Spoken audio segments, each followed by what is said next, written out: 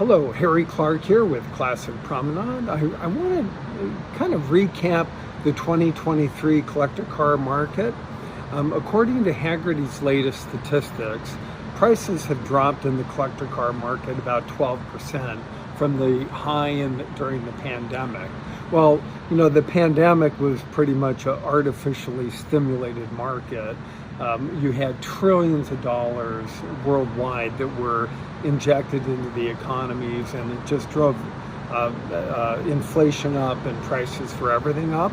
Well, so that 12% drop really puts us at the pre-pandemic levels. So we're kind of back to where we were, if you will. I would not call it quite a buyer's market. It's pretty close. Part of the issue is that the sellers have to adjust their prices down. You may have noticed we've been doing that. We would not call it a buyer's market. Certainly not a seller's market. It's pretty much a moderate market with liquidity being tighter and interest rates being higher. It has really created what we see as an inelastic market. If you remember from economics, inelasticity means that if you're 10%, if you're asking 10% more than a car is worth, you're not going to get any phone calls. Right now, it's a very, very tight market in terms of pricing. And that's been impacting auctions as well. Obviously, with the proliferation of online auctions, the auction market is pretty hot, but the sell-through rates have dropped some. And that's partly because the sellers have to, if they have a reserve, they have to be really more accurate in setting the reserve levels. Within the classic car market, that's the 25 to 48 high-end special cars. One of the prime drivers of that market was nostalgia. Well, the people that are connected to the cars from from that era, they're not collecting as much, and so that market is getting soft in certain segments. And I'll give you an example of two. And again, these are the baby boomers that were the buyers. Well, they're getting older. So the two examples, one is convertible sedans. Convertible sedans were always, pretty special within the classic car market. Right now, they're selling for about 1/2 of their traditional market value. Another example are Woodies. Woodies, pretty much if somebody had a large collection, they would have a Woodie, at least one Woodie. People that live near water would have Woodies, and they're quite a classic. I mean, grandkids love them, and they're a lot of fun. But frankly, Woodies right now are selling for about half the price. It's just really hard to get people to buy them, and millennials aren't relating to them. Millennials are focused on cars from the 80s and 90s, and those cars are really increasing. In 2022, we saw for the first time where Resto mods sold for a 20% premium more than the original car. So that's where you take, let's say, a Woodie, and you drop a Chevy LS engine in it and put front disc brakes and air conditioning.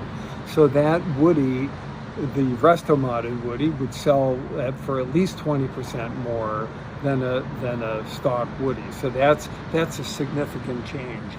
So in preparing this, and actually I was thinking of writing an article, I asked ChatGPT, which is one of the main artificial intelligence engines, A lot of you know I have a tech background, so and every week I spend, at least a couple of queries using Chat GPT, and it was interesting. I mean, by the way, and I asked it to correlate the changes in the market for the collector cars versus the fine art market.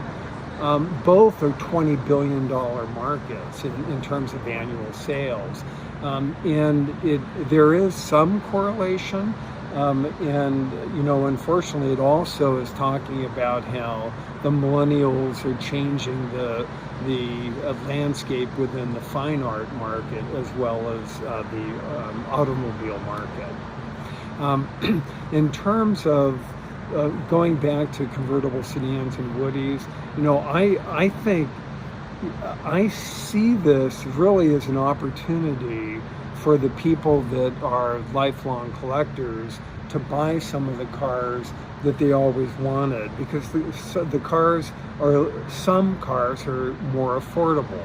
Now, having said that, within let's say the classic market, if you have a Roadster, well, Roadsters haven't really declined in value.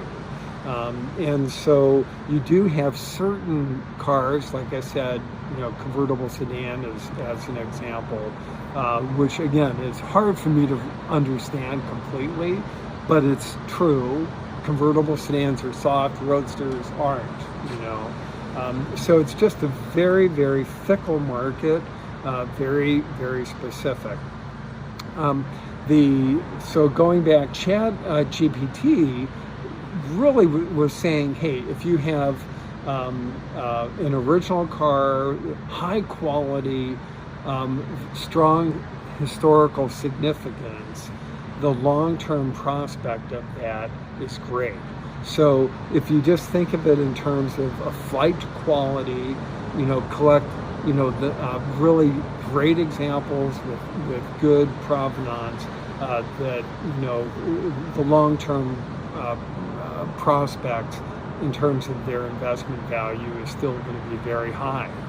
Lastly, so in playing with Chat GPT, I decided I wanted to have a chat bot, and I realized that a lot of you probably don't spend a lot of time using AI, so I've added to our website Gigi Gearhead. And so Gigi is this, beautiful blonde who's brilliant. She's, amazing, studied at the top universities around the world, and is an expert on classic cars and collector cars.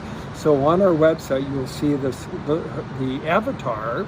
And by the way, I used Chat GPT's DALL-E to create the avatar in 1 minute. That's all. I told DALL-E what I wanted, and within a minute I had Gigi. So Gigi's now one of our team members. She's on our website. I encourage you to use it.